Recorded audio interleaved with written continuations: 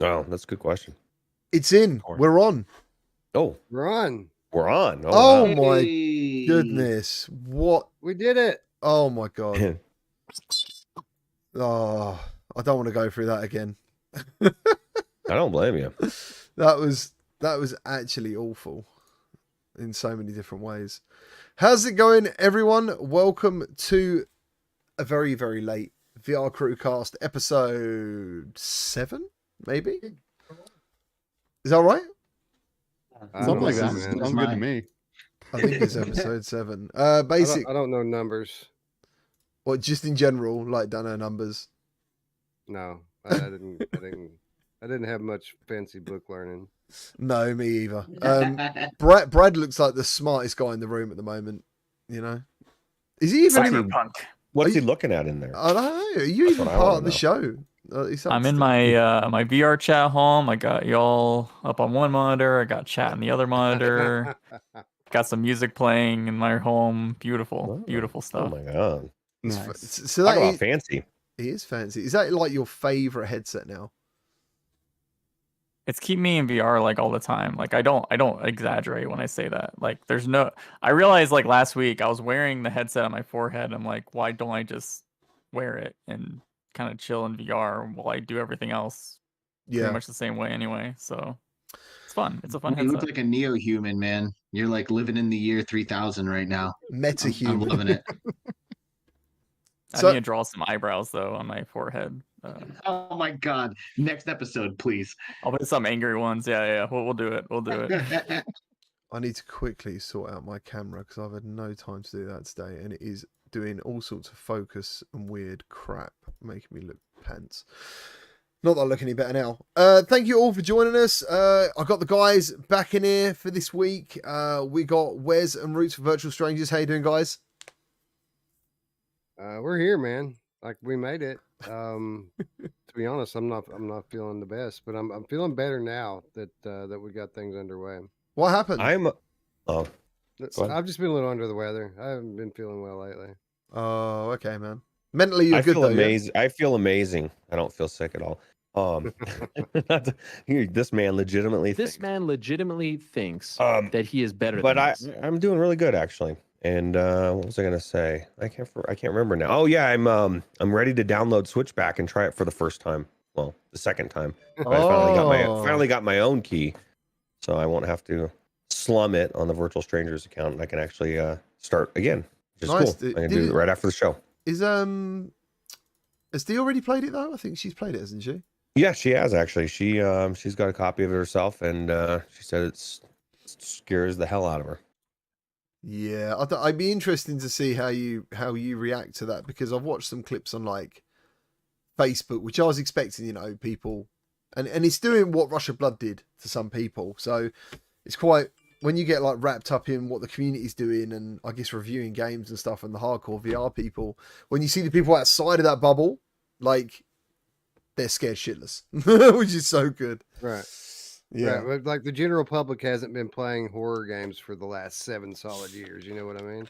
Exactly, dude. Exactly that. Next up, we have got Alex escaping from Between Realities. How you doing, guys? Yo. I thought we all had to join in then. Yeah. That's right. Coming to you live from Stockholm, Sweden. Oh, nice, dude. Nice. Where are you staying? Looks like they put you in the attic. It is. Yeah, I'm on the top floor of this hotel called the King's Garden, or at least that's the English name for it. Oh, that's where we stayed. I thought it was. I was looking at the map. That is an excellent hotel.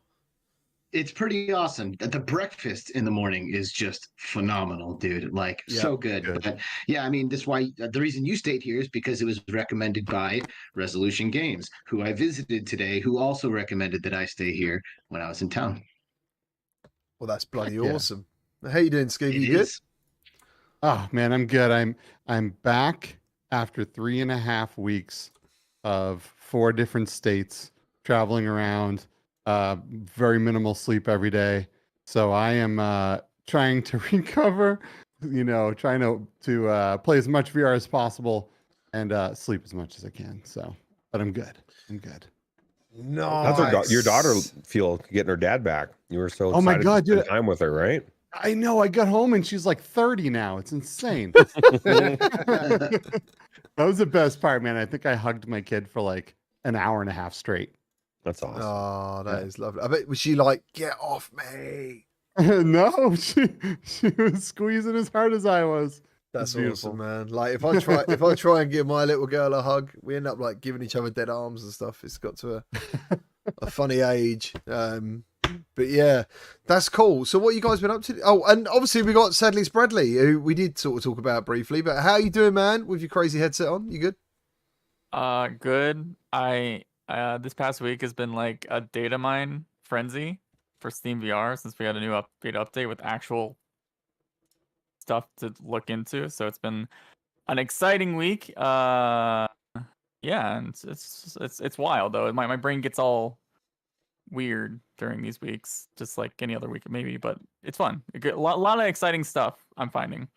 Yeah, man. So when are you dropping a video for this stuff, or can't you say? Oh god, it was supposed to be out yesterday. Then I was like, you know what? I have some more stuff here I need to reorganize. So it's within the next couple days for sure. Yeah. Nice, bro. Nice. Cool. So has anyone been playing anything and not data mining this week?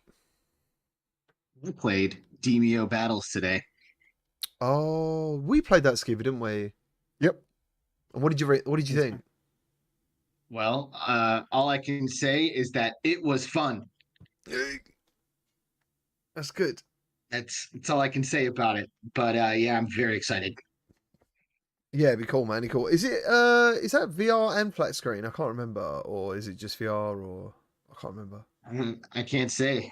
I'm sworn to secrecy about all of the information that I got today, but I'm not sworn to secrecy about the spatial ops experience that I had, which was pretty cool. I'm pretty sure you guys have all played spatial ops by now, right? Yeah. Yeah. Did you do the wave shooter thing? Yeah, single player, which I think is a really good move for them. You know, it's kind of like Space Pirate Arena and Space Pirate Trainer, right? Like they bring a lot of value to each other. Like if you're just buying the multiplayer room scale experience, you really don't have any value for it if you're just like sitting at home by yourself. So they're adding the single player mode, which really allows you to get a lot more use out of the game.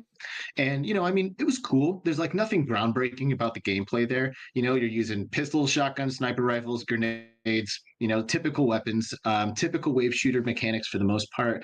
But the use of the mixed reality is really what sets it apart from the other experiences. You can like put physical items that are in your room and use them as barriers and like build them into the space, which I think is my favorite part of it.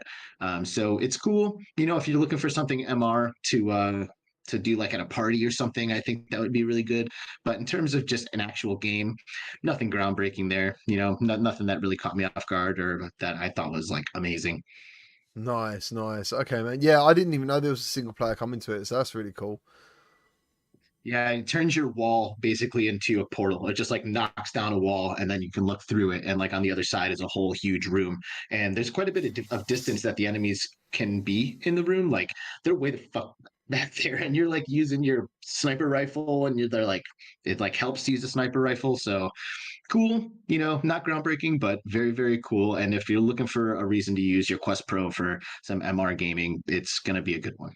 Yeah, the cool thing is that sorry. later in the game, like as the waves get stronger and stronger, they'll come out of the portal into your real world because then they'll start to be able to get through, right? And that's they have like kamikaze style enemies that run in and then stand next to you and explode after a couple of seconds. So there's multiple times where I'm actually like moving out far away from them in my room to get so that way I'm not within their blast radius. That's literally all I use my Quest Pro for now, is mixed reality stuff. As much as the lenses are nice, I just prefer my Quest 2 because it's so comfortable with all the mods and stuff. Have you tried the local dimming? They just added the local dimming for PCVR. No, is it good? I don't have one. I don't know. That's why I was asking you. Oh, sorry. No. Has anyone else tried it? Recommend it? Better than not having it. It's better with it then. That's all we need. You'll notice like blooming, but like that's just the way it is. But I still think it's better than having it turned off for sure. Yeah, it was interesting. I saw a post today from a guy who used to absolutely hate Meta, called Six, I think his name is on Twitter. And he posted like, oh, sorry, 6 Live. yeah, Yeah, Six. he's like, oh, I think his name might have been Six. It's like, no, that's Six, bro. It's definitely Six. Well, it's CIX, isn't it? So Yeah. and yeah, he posted today about like how Quest has, like, as a bit of tech from launch to where it is now, had the most amount of updates, and it kind of makes you think, you know, a lot has happened in such a short space of time. It's been pretty incredible. Yeah, it really has. And, you know, honestly, it's only until recently that I've even really started to kind of see the reason to do MR gaming. You know, like for a while, I've just not really been impressed by any of the MR experiences. I'm like, I'd rather just wait for AR and like do it legit when it actually is a real AR headset. But, you know, in Austin, I got to use the Vive XR Elite and I did the mixed reality demo of Yuki, and I was in a crowded room, so it was actually kind of nice because I felt like I could move and not bump into the people who were around me. And like having that spatial awareness, I'm starting to realize is probably really, really huge, especially for people who are new to VR. You know, there's like a barrier for comfort in terms of like being disconnected from your surroundings, and any kind of game that encourages you to move your body like spatial ops, I think really can benefit quite a bit from that MR experience. So that way you still feel grounded in reality, but you're starting to like layer on VR. And the HTC guys were, you know, made a great point. And they were like, yeah, this is actually a good way to get people comfortable in full VR, because you can do like, you know, 90% mixed reality or 90% pass through, 10% VR, and then like change that until you get to the point where it's like, okay, 40% VR, 60% pass through, and like work your way to 100% immersion. So I'm starting to see why everybody's been making such a big deal about MR lately. Yeah, because that's definitely looking like the direction that Meta are going. Is that right, Brad? You think like the next headset from them is probably going to be an MR? Oh yeah, I mean even even Valve's heading in that direction too. Like all the big companies are going for it. It's gonna be like a varying level of how much people focus on VR, because every MR device is still a VR device, but like yeah, every large company MR. I mean, are you thinking what I'm thinking, where these are going to be just like they're going to try and blow people's minds with experiences, or I mean, can we get a full blown MR game? Can that happen? You know, because I haven't come across anything like that. I don't think MR is gonna be that gaming focused, to be honest. Like I think VR is still gonna be like the place you go for gaming, because like MR has like a lot of, from a developer standpoint, you have to like plan for everyone's room configuration to make something really immersive, and that's where like MR kind of has its weaknesses. Like sure, you can have like amazing computer vision that can like map out everyone's rooms, but like everyone's rooms might be different shape, different size, different width.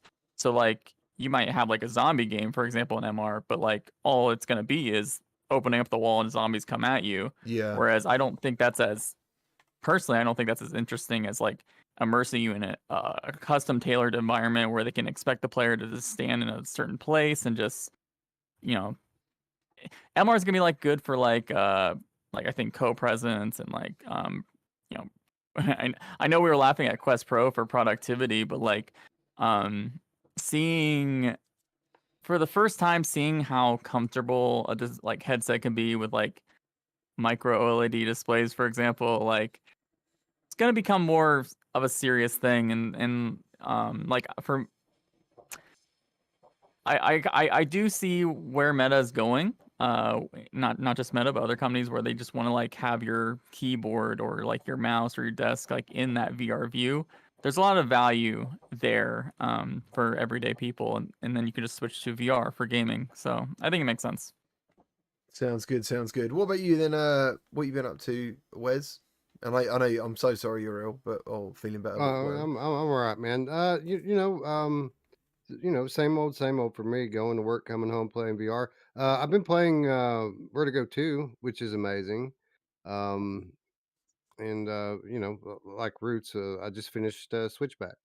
Nice, dude. Nice. And I also forgot to completely ask you last week about Crossfire. because Oh yeah. Eric touched on it and said it was like one of the best VR experiences. I think visually, I don't want to put words in his mouth. I can't remember what he said. How was it like? Because I'm very interested in that game personally. I'm really looking forward to it. Well, it does look very good visually. There's an impressive variety of weapons, and the enemy AI is pretty solid. It was a bit more arcadey than I was expecting. When you see something that's like almost photoreal like that, you tend to expect it to be like a more of a military sim, but that's not what it's like. It's very much like playing a shooter in the arcade, where you just have waves and waves of enemies, and you never stop firing. But it was good, man. I was impressed with it from a technical standpoint. It was a very good looking game. It played well. I only really encountered one minor bug during the entire demo, and it's a whole lot of game. So yeah, I mean, it was pretty good. Nice. What about you, Reeds? What have you been up to recently? Same thing as Wes. Switchback. Actually, Saints and Sinners Chapter 2, man. That game is amazing. The haptics, the way that I still can't get over the way that hatchet thing feels. Like it just like you can just it's totally different. And so that's the game that I keep thinking about. Besides Vertigo 2, that game is a gem. And so far it's my game of the year probably across all platforms. And so we'll see how things change by the end of the year. But Zach, man, you nailed it.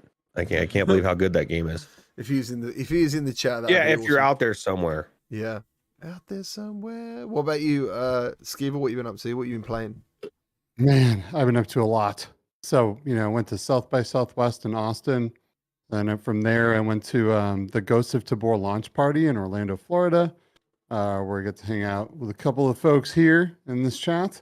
Then I went over to GDC in San Francisco, California, and then finally over to the Amusement Expo in Las Vegas, Nevada, all which had extremely heavy VR presence. It was VR everywhere. There was all kinds of cool new games. One of the coolest games I played was a game called Escape, and it was a mixed reality experience. Like imagine Astrobot in your room. Like it was really, really cool. And I wish this was coming out like really soon to the public, but unfortunately it's coming to arcades first. And I'm curious if that's, that might be because arcades will spend more time on, on the actual environment that the player will play in. Right? Kind of like Brad was saying, it might be a little tough. If someone's in like a really tiny room, think space constraints and like Asia and some other countries where it's just, people are generally living in a much smaller space. So it's going to be harder to get the same really good experience. But, if you have a good sized play space, this was one of the coolest MR games probably the coolest one I've ever played, or at least really, really close. So that was great. Gameplay like? It's literally like Astrobot, but it uses like surfaces in your room. It continuously draws out new little levels, and you're kind of like your character's third person, but it's also co-op. So there was 4 of us playing, and we were walking around this space, all kind of following around our character, getting in air vehicles, helicopters flying around, people on the ground battling like bosses, and like it was so amazing. It was really, really good. I can't wait for this game to be available for everyone to play. I'm not sure when that will be, but it was killer. Absolutely killer. When I came home, I finally got to play a little bit of Switchback, and I finally finished Resident Evil 8, which, wow. Resident Evil 8, my God, that game is so good. Like, yeah, I haven't actually mind-bogglingly good. I love the game. Like, I've only played it fully. I haven't played it all the way through in VR. I'm currently playing Resident Evil 4 and I thought I would have done it by now, but I'm playing it on the hardest mode, and it's fucking kicking my ass in some ways. Oh, dude, it's so like annoying. But I can't wait to play that in VR. And I really hope the whole game comes to VR, dude. That'd be absolutely fantastic. Me too. Have you tried the Prey Dog mod? Yeah. I did. I didn't realize that there was like this. in the demo, there's like a chainsaw difficulty or something, some sort of really rare difficulty. And funny enough, I fired up the mod, and that's the difficulty my video is on. Is this? Because I was like, what the fuck's going on here? Like the start screen went all funny, and then I did a video on the demo though. As far as I know, the mod is a little bit better now, but it's still in third person, isn't it? Or they recommend. That's right. Yeah. So I thought it was pretty cool, but I'd love to try it in first person. I'm so stoked. I cannot wait for the official version to come out. Like I'm doing the same thing with that I did with Resident Evil 8. I held off on every piece of video content, everything with Resident Evil 8. I didn't play the mod because I really wanted to play it the way the developer, kind of was hoping we would be able to play it. And man, it was just so good. So I really want to have that Resident Evil 4 experience in that way too, which Resident Evil 4 on the Quest, I went through it 2 times. Like I liked it so much. I went through that game 2 times. It was just so good. It's so much quicker in VR as well. Like now I play Resident Evil 4 on a console, it feels slow and clunky. But in VR, dude, that game is like really fast. It's really good. The gunplay is fantastic. Resident Evil 4 originally, I didn't love it because the controls. I didn't like the controls. Like I didn't like that you couldn't move really when you were shooting. That's right. There wasn't really any strafing. It was a really weird control scheme, and it always really bothered me. But in VR, it was phenomenal. Do you know what it was? I think it was the transition from the original Resident Evils where it was like a third person fixed camera, and you moved the player around that space. And then Resident Evil 4 come out, and it was like you have to hold a button to run, and when you get there, then you like pivot. For your shooting kind of thing. And I think in Resident Evil 4, you can choose that control method still in VR if you want it. Why you want that, I don't know, but it is there, Yeah. I could see, some people, that game was like really what got them into video games, right? That game was so well received. So I can see there being a version for the people that want to have that same experience that they fell in love with when they were younger. For me, I loved playing it first person, with full controls. I thought it was phenomenal. And so was 8, right? Like Resident Evil 7 was my favorite VR game. I mean, my favorite Resident Evil VR game. But man, having hands, right? Like remember the gun was stuck to your face kind of in Resident Evil 7. And that game was terrifying and it was beautiful all at the same time. And man, Resident Evil 8 is that too, right? There's like 4 or 5 different main parts of the game, and they're all so vastly different, from the dollhouse to the castle to like all of these different sections. I'd love to see that dollhouse in the headset. That was crazy. So I got to tell you, man, during that dollhouse, I had to take my headset off multiple times and like pace for like 20, 30 minutes and like regain like my sanity. I have never been so terrified in VR, like ever. That's so it cool. Scared the crap out of me. It was so bad. I love it. Anyone who, it's weird because I know some people don't want to experience horror or going underwater. Yeah, I mean everyone's got those fears, those real world fears that when they're in VR, they're the same. They have the same like effects on people. If you can push through that, I think you can have some amazing experiences in virtual reality, You can. And I don't do horror usually in VR because it's too much. Yeah. But when you have a game that's as good as Resident Evil, where they take so much time with every detail in that game, like it is truly AAA, right? And just, the gunplay in that, they had a great combination of like story and combat in Resident Evil 8, which was just so good. The shotgun felt amazing. All the guns felt incredible. The sniper rifle felt killer. It was all just so good. It was very well-rounded in every way. So I pushed myself through it, even though I don't normally do horror games. I have a hard time with things like the Paranormal Activity game and Phasmophobia. Anything that's like kind of ghosty really like gets to me. Yeah. Yeah. So what is like everyone's scary game here? What's the scariest game you've done in VR? Phasmophobia was not scary to me at all. I still don't get how people have you get played scared that on your from own though? Have you played it on your own? I don't on my own together. I don't know. This is my thing for the most part. If I'm going to VR or into a game, I need to feel like there's something like that where phasmophobia, where it's just, I don't know. It's just not scary to me. I feel like it's got to be something that's really outside the norm. And I don't know. My mind tells me it's not real. And so how I'm really going to be scared of something that's not real? I don't know. I think that multiplayer breaks the scare factor in horror games. Like it's fun to experience with your friends, but having people there with you gives you like false bravery that you wouldn't have in a room by yourself. I agree there. I can't get into phasmophobia by myself. It's too much for me. But I have a genuine fear of the paranormal. Like it. Oh, that's interesting. Okay. Yeah. Yeah. So that really gets me.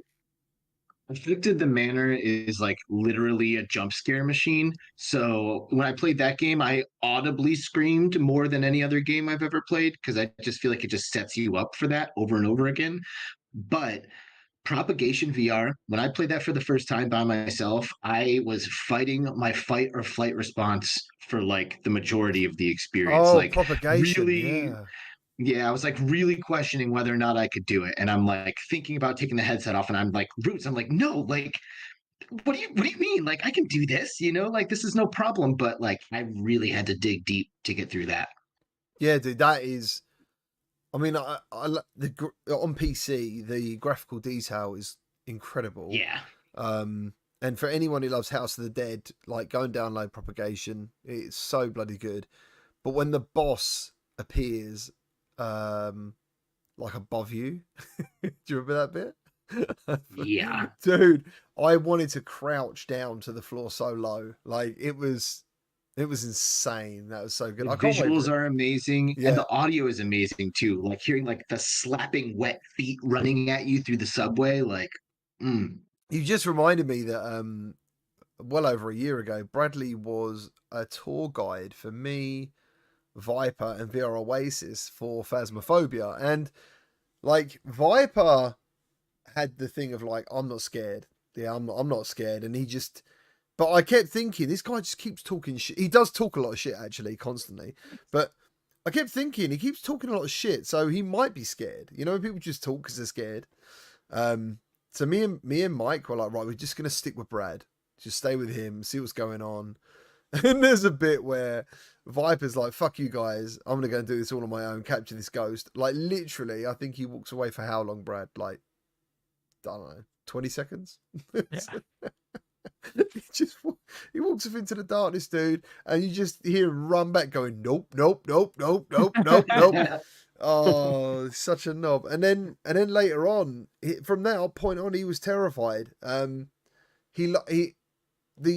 the ghost, like when you feel your heartbeat, isn't it phasmophobia? It's a heartbeat thing, isn't it? It's going to get you. We all felt something, and he jumps into a jail cell and he shuts the door to lock himself in to save himself and leaves me outside. And I'm like, you fucking chicken, like let me in. You got to help me. And he was like, no, dude, I can't. Like that's me done. I love games like that. Like that's so the fun. haptics in that, right? Yeah, like yeah. Be haptics. Oh. Yeah, like you feel your heart beating, or if you wear the facial haptics and you feel the ghost breathe on your face. Oh, fuck that. Dude, I can't even handle it. I haven't done this tutorial. I have basically zero clue how to actually play that game. Like every time I go in there, I'm just like going into somebody's truck. I'm like, here, let me get some salt, and I don't know what this is, but I'll bring it. And I always end up, every single time, backed into a corner, waiting for death. Like I go in there, and I'm just like, I can't move, and I get petrified, and I just wait for the ghost to come and kill me because I just can't handle it anymore. Oh. So What's I just the salt? Is there really salt in there, or is that just something you're throwing out? Yeah, you can do like a salt ring on the ground to like, I don't even know what it does. I literally have no clue how to play it. Brad might know. I'm sure. Oh. You use a salt ring to well, if the ghosts walk in the salt, you can see their footsteps, some of them. Oh. Okay, that makes sense. Yeah, but I get it use, though. If you're not scared, sorry. No, I was just gonna say I use the salt to make a really bomb ass fried rice. Yeah, dude, or like around the edges of your margarita. Oh my god, that's so good. How's it doing, everyone in chat? Someone mentioned that Alien Isolation VR mod is supposed to be very scary.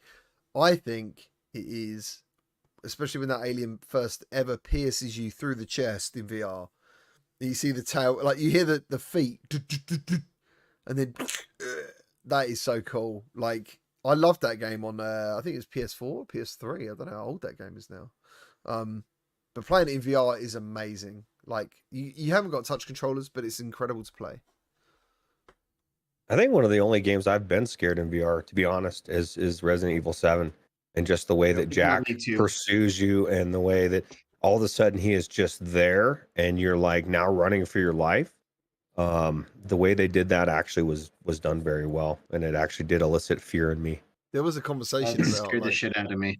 Yeah, Resident Evil 7 versus Resident Evil 8. Like, people ask, do you need to play 7 to play 8? Are they similar? Like, for me, Resident Evil 7 was more of like a mental scare, you know? Like, Resident Evil 8 is like more action, like a lot more action, I think.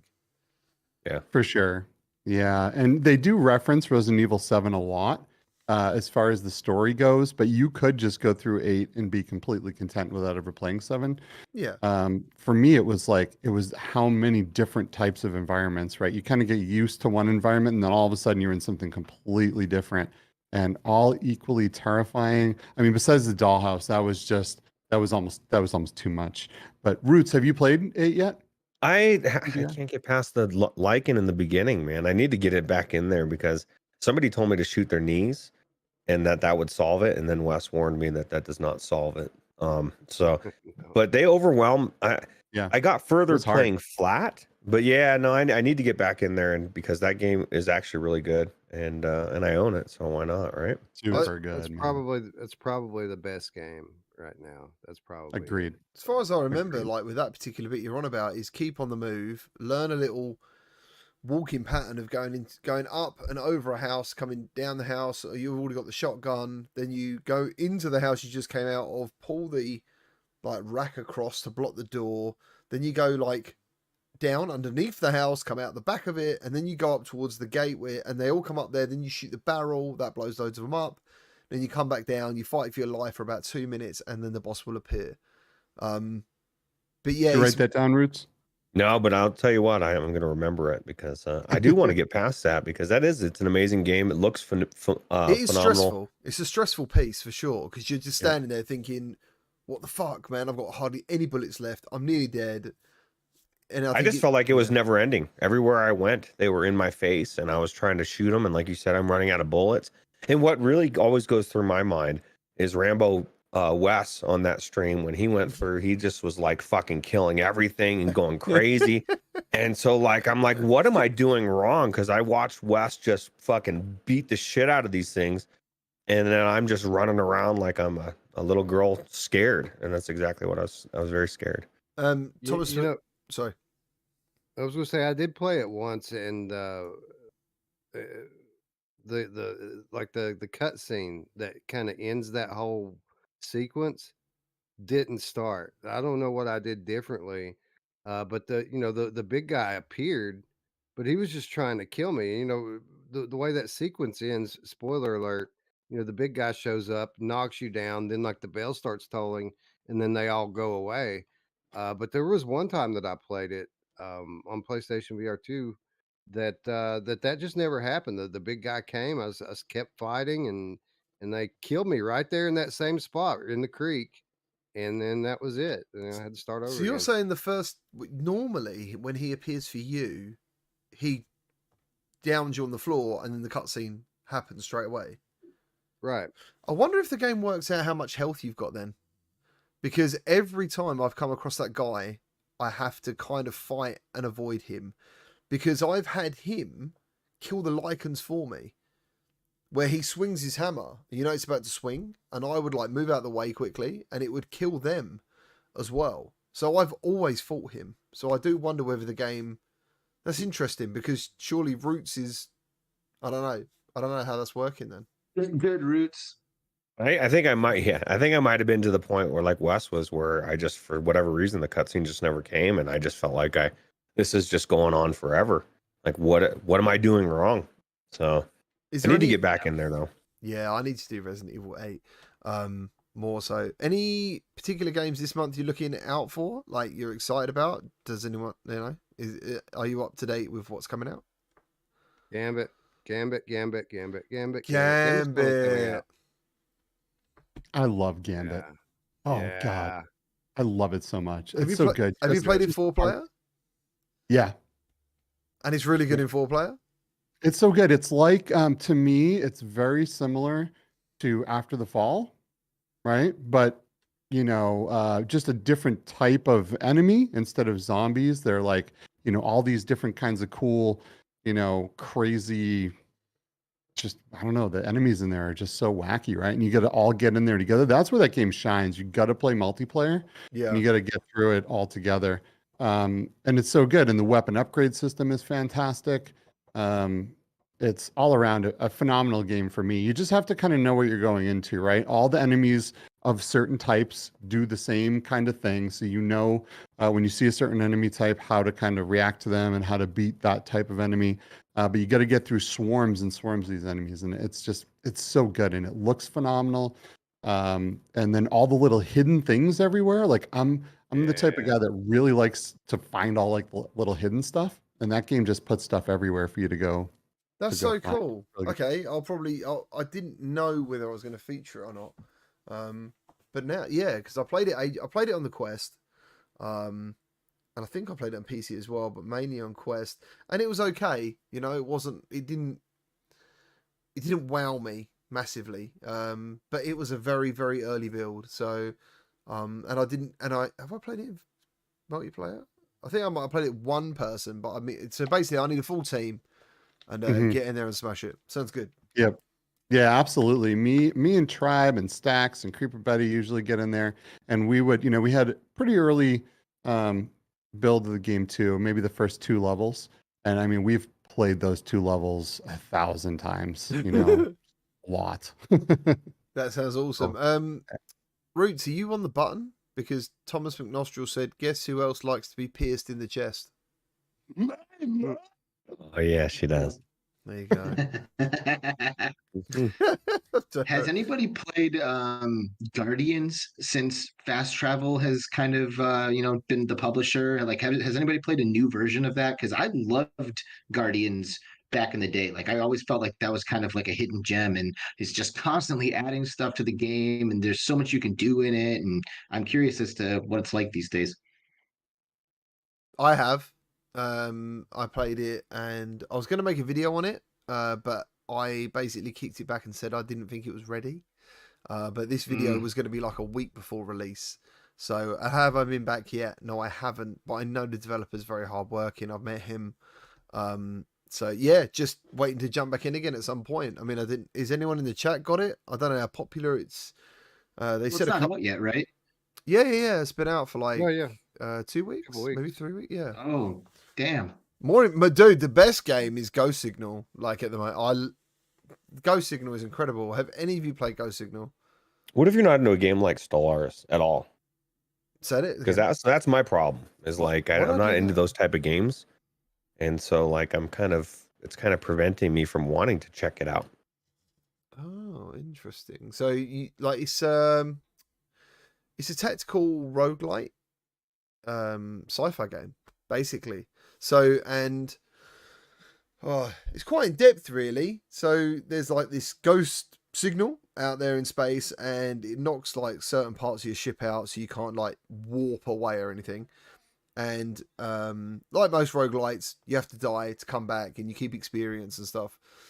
But every time you do it, you add effects to your ship, or you find components from dead versions of your own ship out in space. And I don't know, like every time I played it, it was different.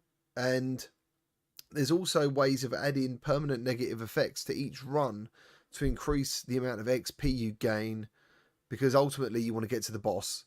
So it's like a shoot 'em up in VR that's a roguelite sci-fi game. And personally, I don't know, like with the testing I did and the review, I've probably put over 30 hours in it. Wow. Honestly, it's a really good game. And it's also the way that learning different enemy types. So there's some that like boost and charge at you. Literally, they haven't got weapons. They just knock you. There's some that have lasers. There's some that are fodder. There's some that fire missiles. There's some, and you need to like learn how to deal with. You go into a fight and you'll be like, right, these two ships are going to do this. These two ships got that ability. So I need to use my long range lasers, my missiles for this one, my near blasters for that one. Like, I love all that stuff, you know, and then you got to decide what you're going to level up. If you meet space creatures, you can hatch their eggs and use their babies as extra like weapons, for example. They'll fight for you, or you can trade them in to enhance something. Like, it's a really bloody well thought out game. And I'm just gutted that no one's really playing it or talking about it, because I think it's really good. Like, really good. People are raving about it as far as the reviews. From what I've seen, people really Are love they? it. So, yeah. That's interesting. I'll have to check that out. I haven't really seen any reviews. I saw some people on Twitter saying like they like it, but they weren't like, these people who say they like it haven't made a video on it. They're just telling people they like it, you know, which is a real shame. So You know, yes. while we're on fast travel games, I guess I should point out that Everslot Invasion is going to launch this month as well, and I'm equally excited for that. Yeah, it's got Stoked. co-op. Yes. Yeah. Have you guys played the demo? No, Not the co-op. Just like the alpha of Everslot. Yeah. Yeah, it should be good, man. It should be good. Like it's not like Everslot on PC though. You know, Everslot on PC was a single player Doom-esque kind of game, wasn't it? And it was graphically gorgeous, obviously, being on PC. But yeah, this is definitely co-op. Like, you can hook shot each other as well.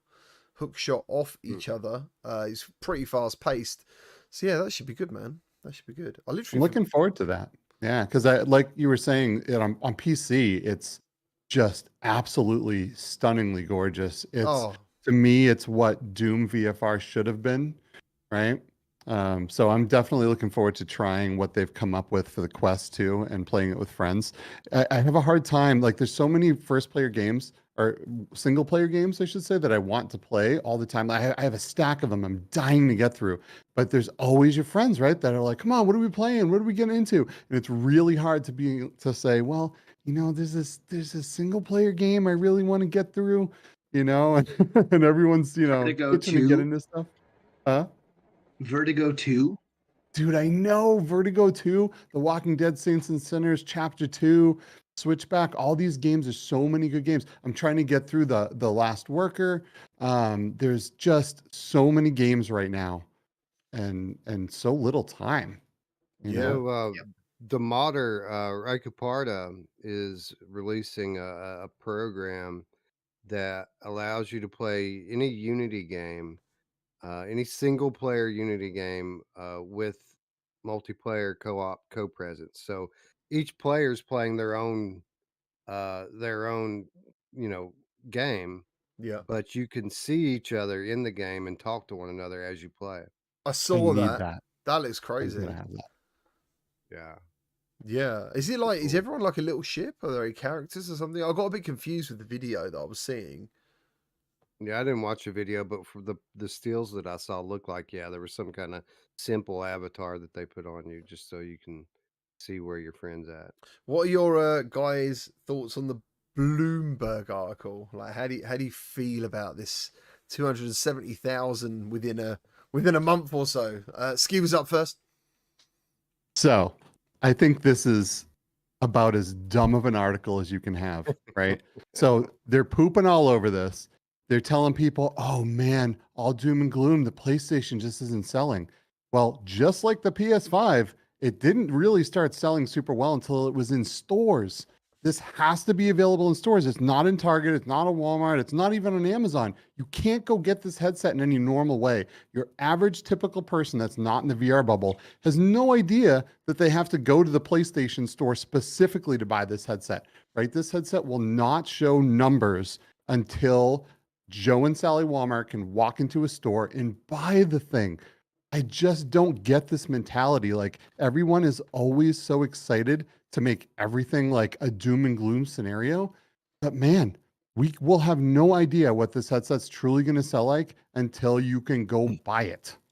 Right? Like, is it just me? Yeah. And what's funny is that Bloomberg also, I saw on Twitter today, they also put out an article very recently about the Steam Deck and said, hey, Steam Deck has sold 1 million Steam Decks. It's so successful, blah, blah, blah. And someone on Twitter pointed out that it's been 8 months since that came out. So at that pace, PlayStation would outperform the Steam Deck, but to your point, it's like all doom and gloom apparently for VR. But that then got me thinking, Skiva, like Steam Deck isn't in stores, right? So people are still finding a way to buy that and find it, right? Like if there's a will, That's there's true. a way kind of thing. That is true. And people are still buying the PSVR2, right? There's still 300,000 of them sold, right? So we which is still pacing have better than the Steam Deck. right, but The soon, Steam Deck was marketed. That's the difference. There's no marketing for this fucking headset yet, and that's the problem. And I mean, I guess it's not a problem because Sony's going to market it at the end of this year, or I guess starting probably soon, right? For the end of the year, I believe it's gonna turn around by holiday time. It's pretty good chance. yeah. Look, they're still trying to mass produce the PS5, right? They're trying to get these into stores because they know too that this console isn't going to sell and match the PS4's sales until it's in stores, because that's where most of them were sold. Is there's chip shortages still to this day. Everyone's trying to play catch up, and because Xbox is buying chips, Microsoft's buying chips, Meta's buying chips, so everyone's fighting over all these processors and all the silicone. So they have to be able to produce enough to get these things in stores and be able to sell them. It's just limited quantity and very, just not a user-friendly way to be able to buy these things. Yeah, Brad, what do you think? Yeah. Me? Brad sold his Yeah. PSVR2, by the way. Yeah. Well, I would like for you to weigh in on this. I don't think it's a big deal either. I think you guys kind of hit it right on. Like, I think it will grow into its own. I still think it needs even more content to convince the current crowd to buy into this expensive piece of hardware. But I think, like you guys said, the unit numbers for what the scale of what they're doing right now is totally acceptable for VR. Yeah, I thought so. I didn't know it wasn't available in stores pretty much everywhere. It's literally an online thing. Did not realize that personally, and it's weird because I remember PSVR being in the shops from day one. 270. I was like, when I read that, I thought I'm pretty impressed. I thought that's pretty cool. But I get if you haven't had the wow experience of VR, like we said before, this was going to be a problem. An add-on is more expensive than the console, and yet it's probably not even got like 3% of the content available on it either. What's the software library of this thing? 40 games. You're like, okay, so I'm buying. I mean, some people might think it's a little bit experimental. It might, in their right, they might think this is a one-off flash in the pan, like what, VR, PS, I don't know. I was just gutted, but when I read it, I kind of thought it was good news. And then other people flash back to this guy apparently is a hater anyway. And I think people are getting mixed up with the fact that he is definitely steering this stuff into negativity. But I don't think he's been incorrect yet. Like the very first article was about sales projections. And he basically said sales projections of 2 million are now like being halved or lessened to a certain amount. But the way that article was read or shared was like, oh my God, like PSVR2 is going to fail and stuff. And Sony replied, production numbers have continued. Like, we are still going to make 2 million of these regardless, which had nothing to do with projected numbers. It was an answer to a question that was never quoted. So I think people need to realize that this guy, it's the way he's speaking, it's what he's saying, his whole perspective on this is negative. To say that a system has been out for a month and a week or something and say it needs a price drop when it's hit nearly 300,000 units is insane. He's leaving out information. That's the thing with this guy. His numbers are always correct, but it isn't the numbers what gets everybody upset. It's the conclusions that he jumps to and the negative light that he always tries to paint Sony in. That's what gets people upset. And I get it because, I said the same thing last time. The VR enthusiast community were easy marks. All someone has to do is say anything negative about our favorite thing, and then everybody loses their shit, and subsequently everybody clicks on the article. So as long as we react like this every time, we're going to keep seeing this stuff. Yeah. You guys, please stop sharing these articles. If you want to Yes. talk about it, take a screenshot. Don't allow this stuff to get click-throughs because you're feeding the trolls. And when you feed the trolls, that's no bueno. Screenshot it. Don't link it. We can't let this negative stuff pass. It's just not right. It's not accurate. All right, you guys, a lot of you guys have kids, right? GT, I know you do. Wes, I know you do, right? Imagine going into like a parent teacher conference and telling some of the parents there to go get a PSVR2. What are they going to do? They can go to the store and they can go, oh, they don't have any. That's it. They're not going to be able to buy it. They have no idea how to buy it. They're going to go on Amazon and be like, oh, Amazon doesn't have it. Well, And that's it. They got these, Game over. They got these things called quests on the shelf. Do you know what I mean? Yeah. And they play Beat They have Saber. Have you heard of Beat Saber? You can get Do PSVR you 1 off still the have shelf. something? Still. Brad, you still got something to add to this? I noticed you were piping up. Two things. One, I agree. By the way, this might be a hot take, but don't put journalists to a higher standard than YouTubers these days. They're clickbaiting just as much as anyone else, and sometimes they might even be taking free content from YouTubers and clickbaiting and making ad revenue of their hard work. But anyway, another thing is while calling them unethical. But anyway, another thing is there was another article that came out recently that a bunch of people who are very big in components know how things are priced and everything. They tore down the PSVR2 and they did a BOM cost prediction or estimation based on all the pieces and microcontrollers and everything in the PSVR2. And based on the final BOM cost, I don't think Sony is too upset by these staleness numbers because they're definitely making a profit per hardware, which is way more healthy in a growing market, in my opinion. I know some people might disagree than just, taking a loss on every unit. So pick your poison. You can have a somewhat slow but still notable launch and companies actually make money from software and hardware, or you can be the other side where you sell at a loss and no one's using your device and putting them in closets or whatever. And, so yeah. Laying off 20,000 people in 6 months' time. Yeah, good point. Wow. I know. I read that, man. That's crazy. It is crazy. It is crazy. How's everyone doing in chat? Thank you all for being here. If you've got any questions, obviously drop them in. Subjects to talk about. I do apologize if I missed anything. I could say hello to every single one of you because I know you all, obviously. So thank you for being here. And I apologize. I haven't uploaded the audio version of last week because I've been really busy and I went to Belgium to play Breaches, which I could have kind of played at home, but they decided to take me to Belgium and I ate an oyster and it was absolutely revolting. And I do not recommend anyone. Your first oyster? Yeah. Wow. That's crazy. I think they're awesome. Yeah, just the thought that I could get sick from it and die, it keeps me away from it. How? Okay, you tell me why you think it's good. I will. Because it triggers a memory for me. Like when you eat an oyster, you get all of this like salt water that to me makes me feel like I'm getting tossed around in a wave on the beach. Like it is like straight from the ocean. Like there's something about it that like hits these like, I don't know, like triggers memories, like when you eat something, it like reminds you of your mom's cooking, something like that. Like it brings me somewhere else. It like transports me. And I'm into it. Haven't always been, but the past few years, I had a couple of oysters last night here in Stockholm. I think you're absolutely You know who else mental. it triggers a memory for? Sorry. Oh yeah. They do say it's an aphrodisiac. Oh really? Yeah. Oysters Is are that like true? sucking down a big loogie. Yeah, I'm not big on loogies, man.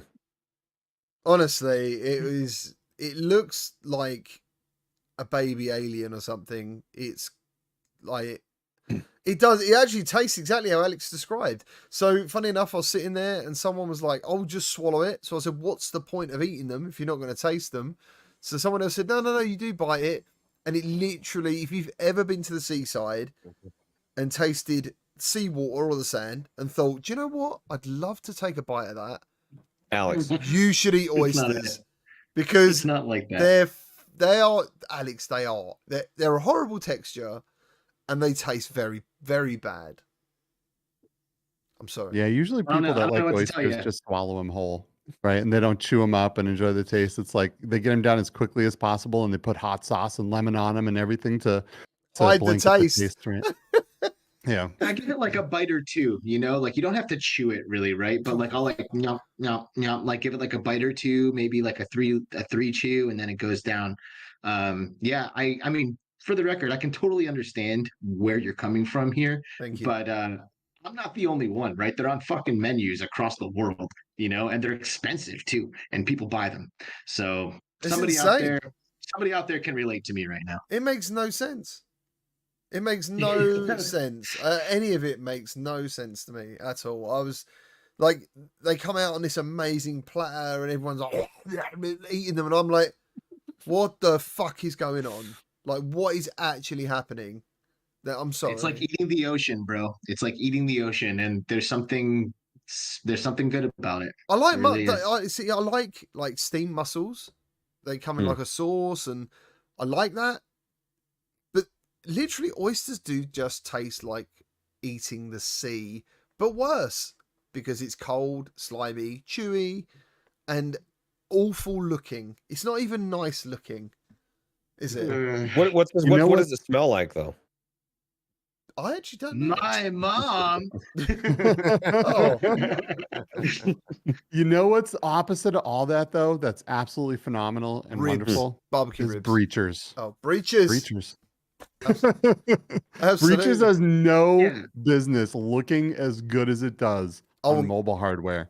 That game is incredible. It's Yeah. so good. Absolutely. First time I went in there, I've been in my PSVR2 like obviously constantly recently, and yeah, I'll admit it's been hard to wow my eyes recently, and yeah, I went into breaches, and the first thing I did was like look at the guns, and I'm like, oh shit, how did they do that? But it's clear to me when the focus is Quest and everything else is better, like they can do other things on other platforms, but we need to focus on Quest to get the most out of it.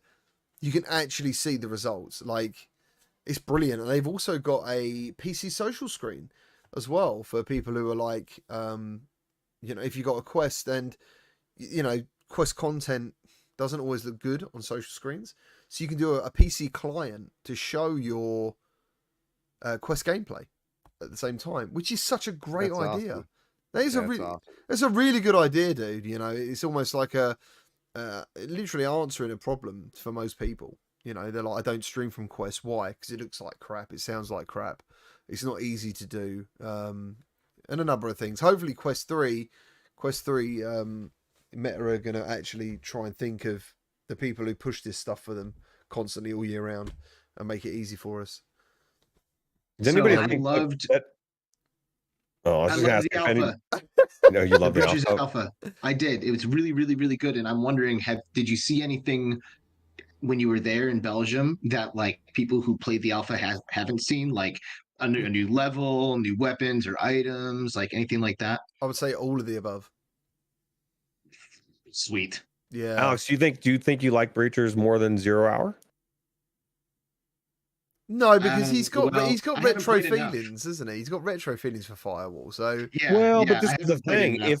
If Breachers is gonna, if it's, I mean, the fact that he's saying it's good is telling you something. But maybe it's gonna be better. Maybe that you get, once you play enough of it, you're like, man, I loved Firewall 0 Hour, but this is fucking amazing. So I will say probably, I think it's a better game. You know, like the way that you get into the matches super fast is really, really nice. All the tools and gadgets that you can use are just blow everything that was in Firewall Zero Hour out of the water. Like when you deploy a drone, now you're a first person drone and you go into the building and you're scouting it out and you're sharing that with your team. You're like, okay, there's 3 around the corner here, 1 over here, let's go. Boom. 2 people bust in from the sides. Like that stuff is amazing. So, but we know that Firewall Ultra is coming soon, right? First Contact Entertainment's been hard at work for years on this game. And to say that it's going to be better than that, I will be doubtful. I think that the new Firewall I'll probably prefer, just because I think they are capable of making an amazing game. But if you're going to compare Zero Hour to Breachers probably edges it out. Thank you ever so much to Man Bear Pig Game Cat. Man Bear Pig Cat. Thank you ever so much for the donation. He says GameTech VR donates blood. No worries, dude. I'm on my 25th donation. Woo! Do you guys give blood? Anyone Yes. I fail every time. here? Sorry? I've tried like 3 times, and every time they like fail to get enough out of me. Because your I blood's, think, like, your my- blood's so special, it doesn't want to leave. Yeah, I actually am a universal donor too, which is a bummer. But like, I think I clot up really fast, and it just like they like get half a bag, and they're like, dude, I don't know, we can't get any more out of you. Oh, dude. They're trying to squeeze you like a sponge. Did you say you donate, Wes? No. Oh, so I No, I thought do someone not. else said they did. Sorry. Does I do. Skiva does. Nice. Yeah, I try to as much as I can. I've dozens and dozens of times. Oh, wow. Yeah. Mhm. You all right, Brad? You got doggo. Dude, your pup is so Yeah, cute. he's fine. Looks like the Dogecoin dog. Yeah. Oh, man. Which was all over Twitter today. They replaced know. the Yeah. Twitter icon with the Dogecoin icon, which was very interesting. Is that real? He said it is. He said he promised he was going to do it, and so he did it. Mhm. Thanks Yeah, for I calling noticed it that. out, because I thought I was losing my mind when I saw them. Mhm. Yeah, I thought it saw it. I was like, did Brad hack Twitter? What the hell? I have. It was a little weird, right? Putting his dog on there. He Oh, is in good one, Vertigo man. too, though. My dog. Really? Really? Oh, yeah. He's one of the Easter eggs. You can find him. You know the starting area with the big lake. You do the shooting tutorial. Yeah. If you go across the lake, you'll find a 3D model you can pick up and take with you. He's got lovely No eyes. way. Your dog, not like a lookalike of No. the same breed. It's actual Peanut. It's a 3D scan of the nut. Yep. Damn. That's amazing. I'm going looking for that thing. That's awesome. What's his name? Peanut. Peanut. We're going to be looking for Peanut. Yep. Look for that nut. You know who else loves to look for the nut? There you go. Yeah. She's always Always there. Yeah, looking she for it. does. I might have to get that soundbite on here, like just for when you guys are here, so it comes through nice and clear. What was I going to say? I can't wait to play Vertigo 2. I'm looking forward to that. The weapons are sick, dude. I'd done a video and I was very lucky. I had all the weapons unlocked, and there's like this railgun thing that you put like big shells in. Oh, fucking hell, that's so cool. I love the humor in the game. It's almost got like an accounting plus Trover type of humor. It's a lot, more, fewer and far between. It's not constant, but there's some funny stuff in that game, man. Yeah, it kind of reminds me of what was that? What was the games we had before where the guy's in the chair and you're in the chair, sorry, and you guys got a lightsaber. Oh my god, what is that game? Trover. Yeah. Yeah. It reminds me of that kind of humor. Some of the stuff, Right. like with Brad Yeah. spraying the eyeballs with the milk or whatever that was. Wasn't it? That was fucking weird. Has anyone gotten through Vertigo 2 all the way yet? Almost. No, about halfway. Yeah. Do we know how many hours that game is? About? It's like 4 to 6 at the least. It's pretty long. Oh, honestly. it's much longer than that. Let's see, there are 18 levels, I think, and yeah, I would say 10 to 12 hours probably. Nice. Oh, I can't wait. Can't wait. The question is, what do I play? What do I really dive into first? Do I go Vertigo? Do I go Saints and Sinners Chapter 2? That's the Like, dilemma, man. I Man. know don't what to I'd do vote here. for personally. Not, and I don't know. I'd go chapter 2 personally. I'm really enjoying Yeah. chapter 2. Saints and Sinners more. Like a lot of people say to me, the first one was a better game, but I prefer the action of 2, Saints and Sinners 2, especially when some of the missions are like at night. It's fucking mental. It's so hard. It's really hard. It's really good. Yeah. So here's Well, I'm another gonna- question then. Would you play it on PSVR2 or would you play it on PC? Because I've always played these on PC, you know, with the graphics cranked all the way up and it looks so good. But there's the haptics and the triggers and all the stuff that goes along with PSVR2. It's better on PSVR2, hands yeah? down. Yeah, PSVR Wow. 2. All right. Done deal. They've optimized It's gonna that blow you away. so well, man. Native 90 hertz. And it looks Just sick. the way, it just looks just the way the weapons feel when they're going into the zombies is just insane to me. It's really good. It's really good. Oh, I was shocked, dude. Like before I made like this impressions video, I was really trying to get my PC to look as good as that. And admittedly, I'm using a Quest 2 for that, you know, like the extra FOV and stuff. But I still think my Quest 2 looks good visually. You know, I like the clarity of it. I'm not put off by it, but I could not get the game to feel as smooth. It was so smooth. What's this? Sorry, Artful. What's he say? The My Mum shout out is now our VR meme. Oh, okay. It's like your meme then. Yeah, I don't want to steal that. I'm not trying to steal it. I just thought because when Roots does it, virtual strangers, y'all. yeah. When it It's comes, open source. It's open source. You know, as much as we do it, like I think Eric and Todd I think they probably do it twice as much as we do now. Even in real life too. Like you're walking around Yeah. with those guys and they're dropping it constantly. Yeah. You started something, Wes. they got like the little sound dude. clip on their key ring. Oh my god, that's a great idea. Oh, Brad's flipped over. Oh my god, what's he Yo. doing? Is he watching his? He's showing his view. That is so People were asking cool. earlier, so I thought I would just pop it up real quick. You like you're in a lovely bar Awesome. or something. Yeah, it's like a kind of like Japanese cyberpunkish sort of Your world. desk There's is like clear. Nothing on your Very desk. pretty. It's nice and clear. You're yeah, not, no, you're not gonna, nothing on my you don't- desk. Exactly, nothing on my desk. Yep. You don't have our call full screened on your Discord window, like you're sitting like with most of it covered by a chat that's just us joining the call together. Yeah, I got that in the background. That's like even larger over there. Oh, I see it over there. Okay, Yeah. nice, dude. Very large and in charge people over there. You We're in know- the future. Oh, Alex, dude, you flexing, man. You know, I was large and in charge for a minute there. Nice. So, what's your plans after this show, guys? What are you doing? Let me know. What are you doing? after this? Switchback. I'm starting a new Switchback game because I just got the code from Wes from the developer, and I'm gonna start my game over because I was playing it before, but excited to try my own game. Has it been updated yet? Does anyone know? Has anyone heard anything? Because it suddenly they put No. out their like Well- community post, then it all went quiet. I want to say no, but I will say the last time that I was in it, which was 2 days ago, I was kind of looking for the blurry visuals. That didn't seem as prominent. Now that could just be my eyes adjusting to it, but like I was like, where are these bad graphics that everyone keeps talking about? This looks awesome. Yeah, like I said the other week, it's so weird. It's so weird how that game went down and the problems it caused. Because I feel there's some people out there who now have missed that game because of all that. Yeah.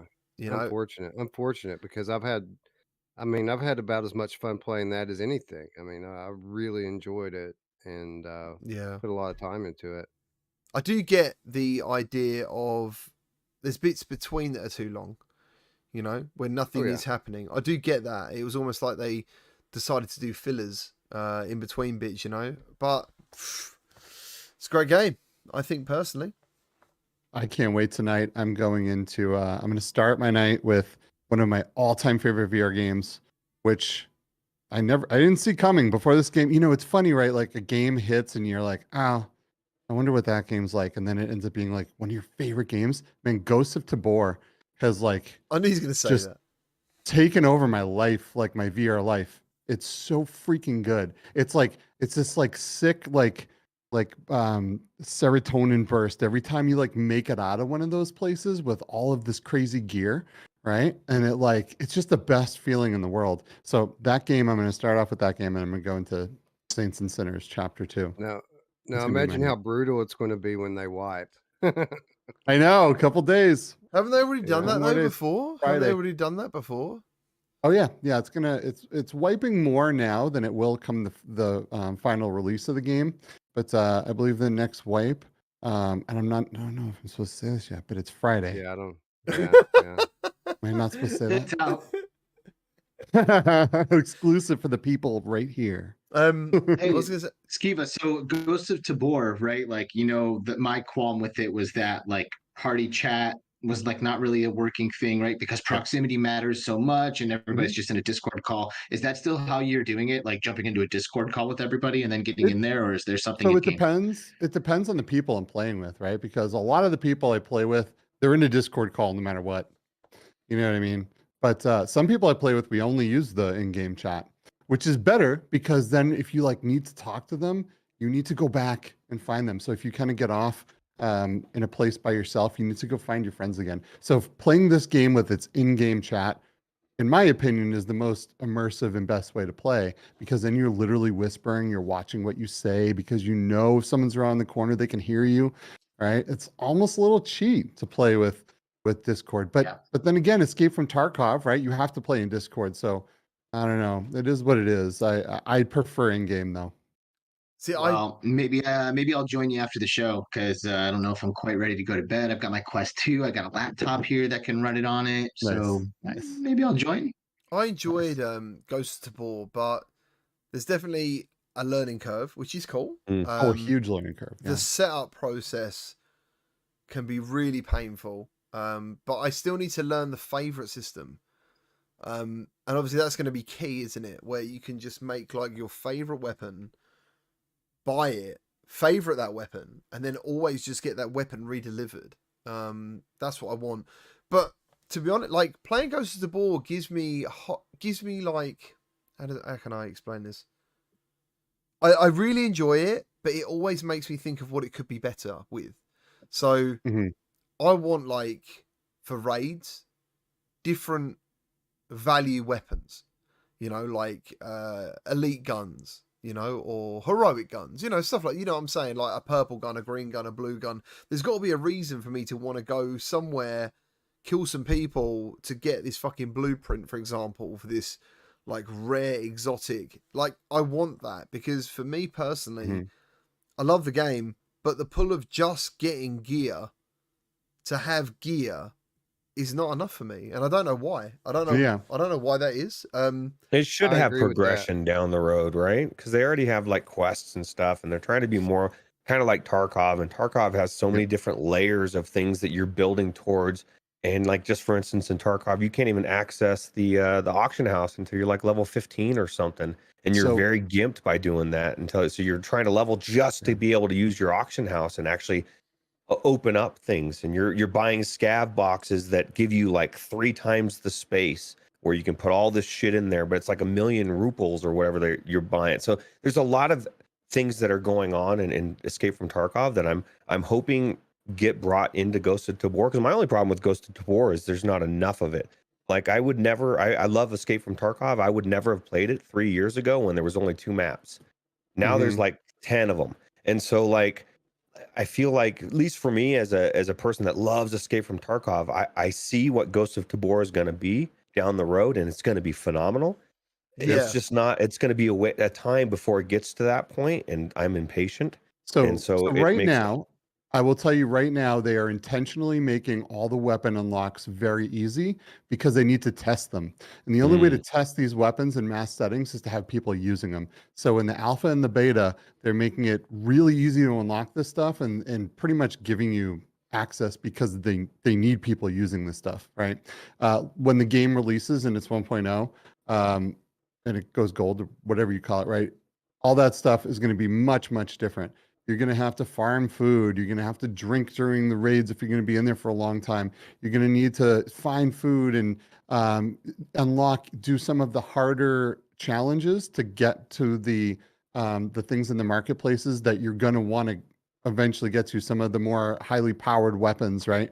Plus their roadmap for their maps is very, very aggressive. I see developers saying all the time, like, we're going to add this, this, and this, right? And I really hope, they're very much like that. They have this like insane roadmap of what they want to accomplish as far as how many maps are coming and when it's going to happen.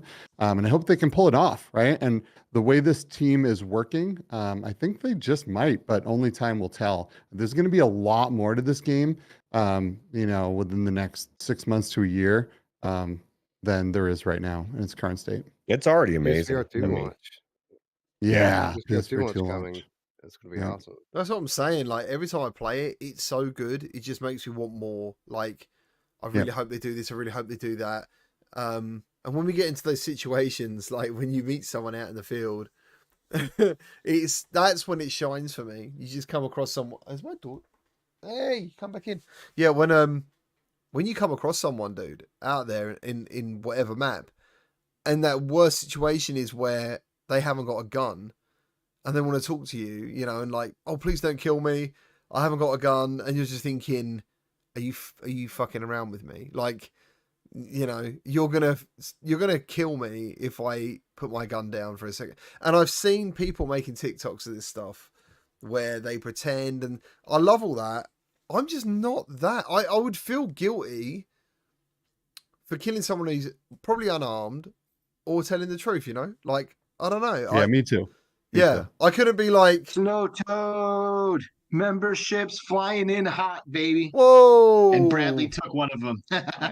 Nice. Brad. I didn't mean to. Now it happened again. Damn it. Well, can't. You're already a member. He's so legit. He's so legit. He literally walks around with a brand new VR headset on. Like he's pimped out.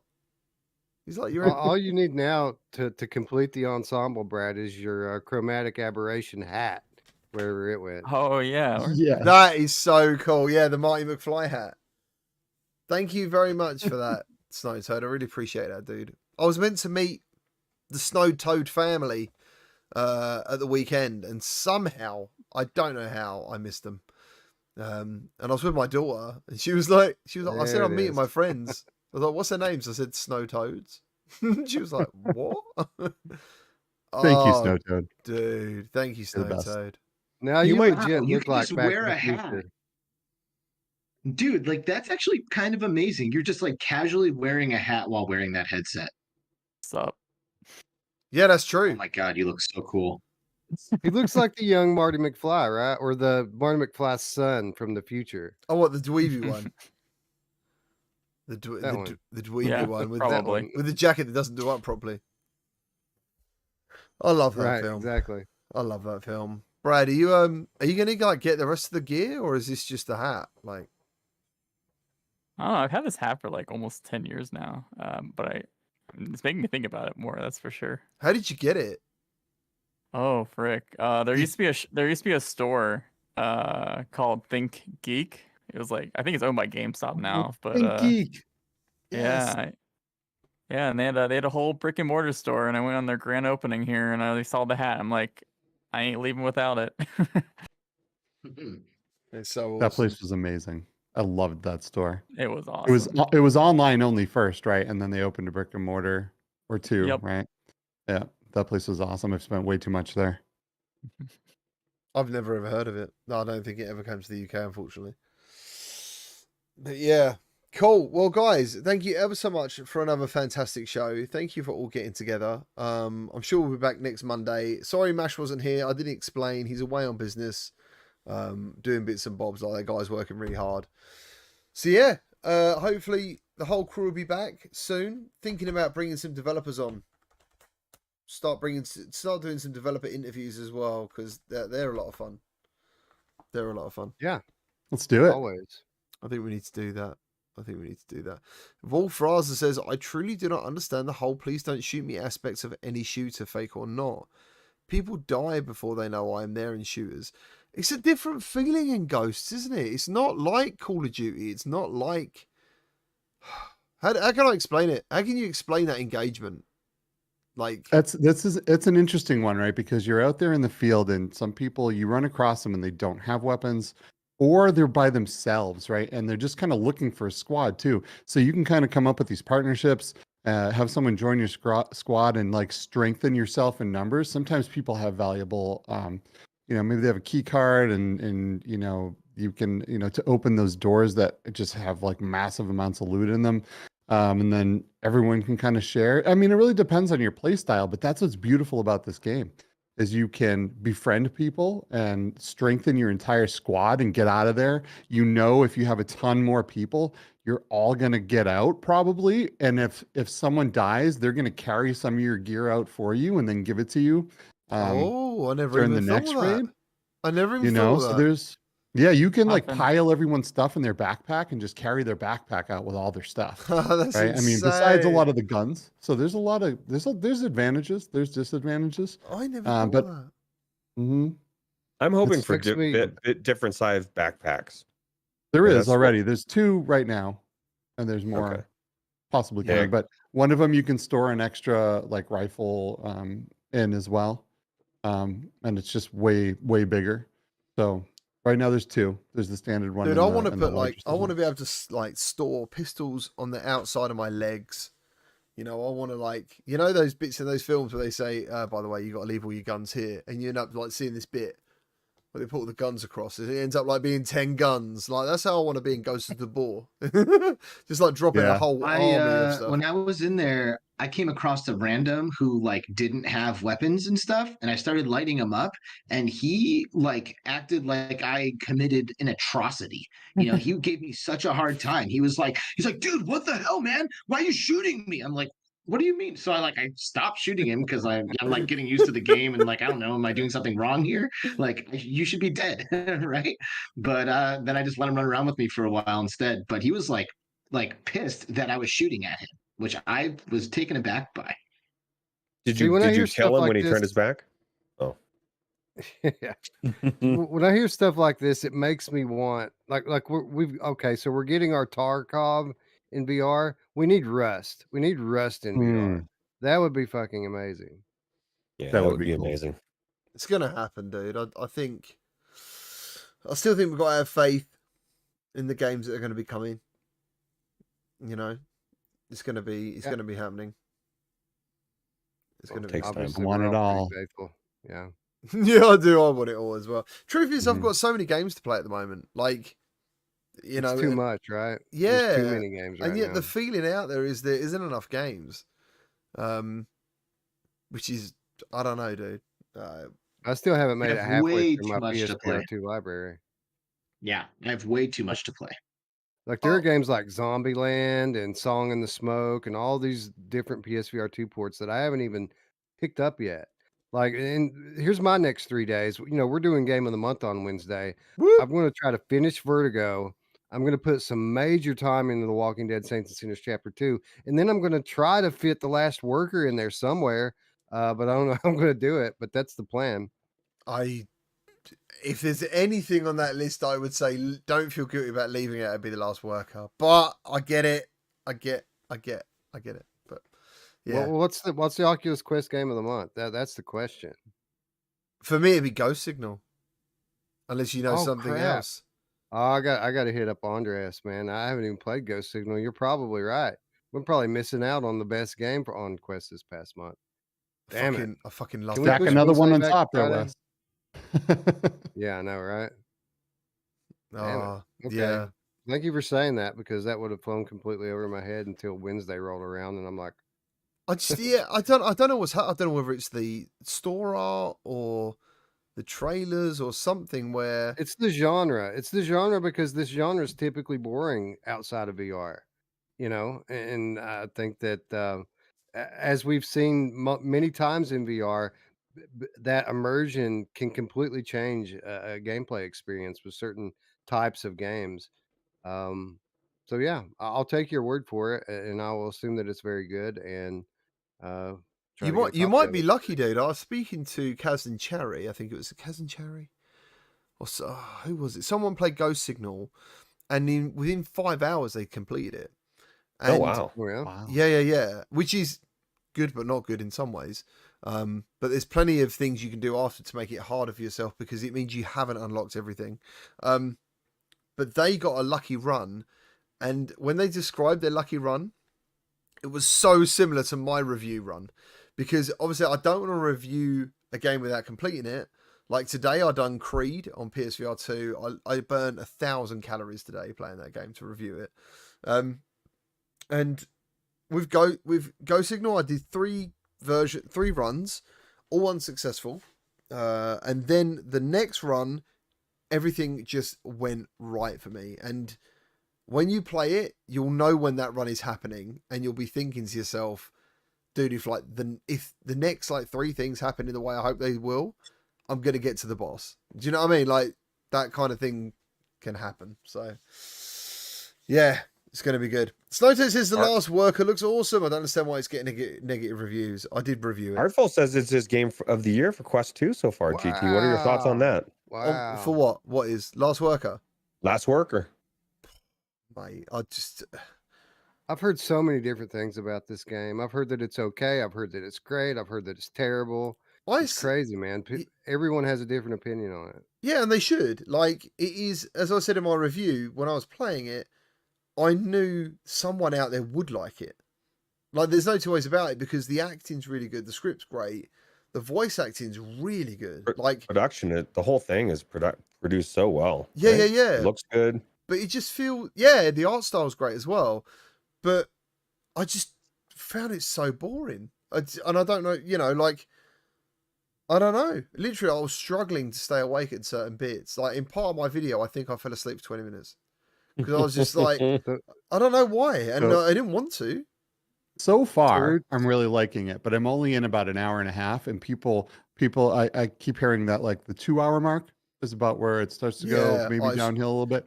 Yeah. So I'm kind of looking forward to getting there and to seeing, right. I just, the voice acting, like we were saying, phenomenal, right? The art style is awesome. It runs amazing on the Quest. I've played it on Steam Quest and PSVR. And it looks so good on the Quest. I can't even believe it. The humor is right up my alley. And I love the whole dystopian thing in this story, right? For anyone that doesn't know, it's like almost like Amazon. This place is called Jungle, or they pronounce it Jungle. So it's kind of a direct play on Amazon, and it gets so big. And it's so fully automated that there's no people left. There's over all of these years, everyone's been replaced by automation until there's only one guy left. So it's this one dude and this mix of all of this automation in this mega huge place that services and sells everything, right? So I like that because it's so close to what we're getting to in real life, but yeah, but I don't know, as far as past that 2-hour point, I don't know yet. I'm definitely going to get there and see, because so far I'm really enjoying it. That's so good. I'm really glad anyone enjoys it. I really wanted to enjoy it. I was really hyped for it, especially hearing like a Scouser in it, like a northern guy, and just everything. I thought, oh, this would be quite funny. And it starts off really strong, and then, yeah, as I said, I don't know. I just didn't enjoy it, and I dreaded every time, thinking I had to keep playing it for my review. I know. I was just like, why am I not having a good time? Like, I don't know, but I'm glad you're all enjoying it. And everyone's different. Like, I love that. I love that some people enjoy it. Yeah, I might get another 2 hours in though, and not enjoy it anymore. So we'll see what happens. Just don't play anymore. Just leave it where it is. Walk away with great memories. It was amazing. Yeah, that game's really great. If you never finish it. You should, anyone out there hasn't heard of this, look up the voice acting crew in this. Yeah. Like, you'll be blown away. Yeah. I can't believe the people they got to voice act in this game. Yeah. It's really, really cool. I do like too that we're starting to get like actual real actors that are like interested in doing these things, right? So that's pretty cool. It shows we're moving forward in VR in general, There's too many games that you play now and they feel kind of indie and cheap. in some way, you know. And when voice acting is that, like for example, he's talking about what's the game you was talking about earlier that you're looking forward to shooting people with your friends and all that. Not Ghost of Tabor. Comes out this month. Where's you Gambit? Gambit. Now, when I watched the trailer of that, I kind of felt like it was, you know, when kids swear. Then I just said "fuck," and it was like, yeah, I feel you. I felt the same way. Yeah, it was like, let's be edgy and swear, and I kind of watched that trailer, and I was just a bit like, am I the only person feeling this? Obviously not now. So, that to me has probably the best voice acting in it of any game I've ever played. And it is super edgy. The language is off the wall to the point where, I mean, I feel like they're doing it for the attention, but like each one of the characters has a letter on their back which starts their name, right? So, but it goes F, U, C, and K, right? So it's like, I don't know, like yeah. I'm hoping none of it, that matters to the game, you know. Yeah. I dig it. I like the vibe of the game. I think it's cool. Like, and it's not just the swearing. Like the overall vibe of it is has this kind of punk rock feel to it. Yeah, I love the art edgy style, and I think you can spray paint in it and everything. Like you can graffiti, and I do remember that stuff. It is pretty cool. So for the second time, thank you ever so much. I think I do this most weeks, and we lose like 10 or 15 people, and then carry on for half an hour. I've got to stop that, man. They should have learned by now. They shouldn't leave so soon. We're never gonna just end it. That's it. It's like a Marvel movie. You got to stick around past the credits, guys, or you're gonna miss stuff. Nice, cool. Well, thank you ever so much for everyone in chat. Good to see you all. I hope you have a good week since it's Monday. Let me know down below in the comments what you're playing and what you look forward to. And thank you to everyone who has joined me again today, the hosts with the mosts. Thank you. Brad has literally made this like visually more interesting than probably an audio podcast now. No, I don't. Brad always makes things better. Yeah, he does. He does, definitely. They should do like, thanks, Brad. They should do like Brad plasters. If you got like an irritating little lump, just get a little Brad plaster, put it on there. I just feel lovely afterwards. Right, see you later, guys. Thank you ever so much. Bye-bye. Bye bye bye bye bye Easy. bye.